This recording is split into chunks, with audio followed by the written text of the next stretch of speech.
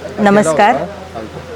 आज आम्ही रत्नागिरी नगर परिषदेला जिथून पाण्याचा पुरवठा होतो या पानवल धरणापासून शीळ धरण आणि पानवल धरण या दोन धरणांमधून रत्नागिरी नगर परिषदेला पाणी पुरवठा होतो.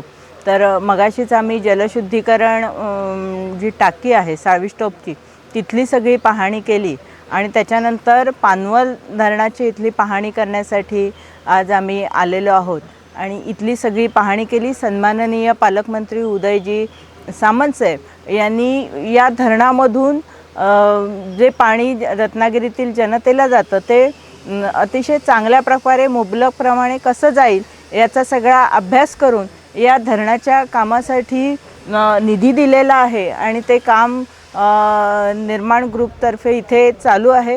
अतिशय चांगल्या प्रकारे काम प्रगतीपथावर आलेलं आहे आणि जानेवारी महिन्यामध्ये हे काम आता पूर्ण होणार आहे. या धरणातून जे पाणी शहराला जातं ते पूर्णपणे ग्रॅव्हिटीने पाणी जातं.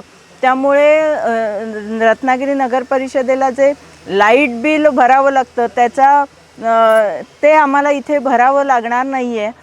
त्याचा एक फायदा चांगल्या प्रकारे आम्हाला होणार आहे कारण रत्नागिरी नगर परिषदेवर जो लाईटचा भार पडलेला आहे तर ह्या धरणातून जे पाणी जाणार आहे ते ग्रॅव्हिटीने जात असल्यामुळे तो भार नगर परिषदेवरचा कमी होणार आहे.